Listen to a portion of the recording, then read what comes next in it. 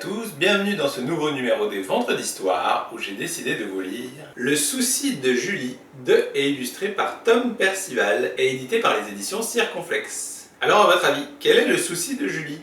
Il n'y a qu'un seul moyen de le savoir, c'est d'écouter l'histoire. Julie adorait être Julie. Elle aimait se balancer très haut.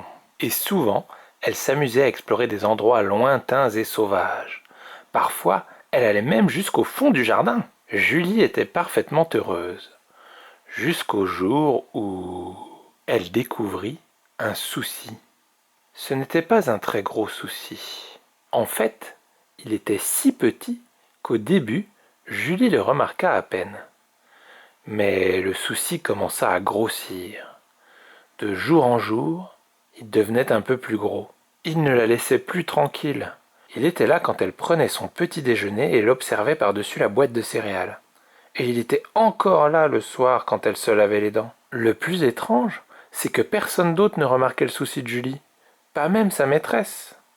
Julie fit donc semblant, elle aussi, de ne pas le voir. Elle essaya de se comporter comme si tout était normal. Mais ce n'était pas du tout le cas. Le souci était toujours là et l'empêchait de faire tout ce qu'elle aimait. Julie se demandait si le souci s'en irait un jour.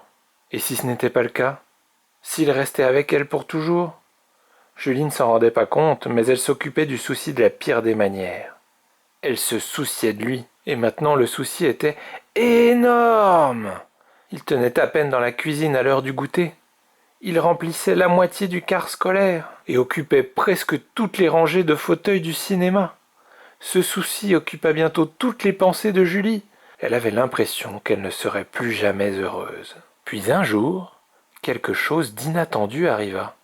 Julie remarqua un petit garçon tout seul dans le parc. Il avait l'air de se sentir comme elle, triste. Puis elle vit que quelque chose flottait autour de lui. Était-ce un souci? Mais oui! Julie comprit alors qu'elle n'était pas la seule à être tourmentée par un souci. Les autres en avaient aussi.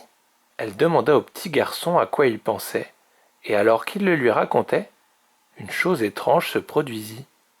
Son souci commença à rétrécir. Julie fit alors ce qu'il y a de mieux à faire quand on a un souci. Elle en parla.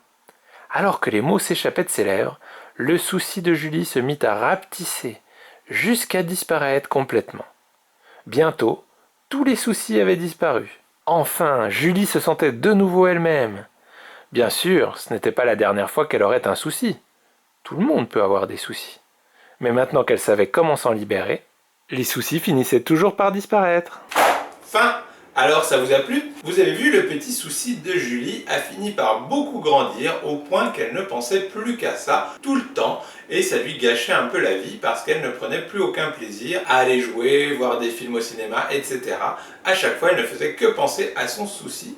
Jusqu'au jour où, en voyant un petit garçon qui avait lui aussi un souci, ils se sont confiés leurs soucis l'un à l'autre et ça a permis de les chasser car souvent, ça peut arriver qu'on se fasse une montagne d'un petit rien et le simple fait d'en parler à quelqu'un nous permet d'évacuer le souci, ou en tout cas de le partager et donc de moins y penser. Donc vous aussi, que vous ayez des petits ou des gros soucis, n'hésitez pas à en faire part à votre entourage ou à des personnes capables de s'en occuper. Donc voilà, sur ces bonnes paroles, il ne me reste plus qu'à vous souhaiter une excellente journée, un excellent week-end et je vous dis à la semaine prochaine pour une nouvelle Vendredi Soir. Salut!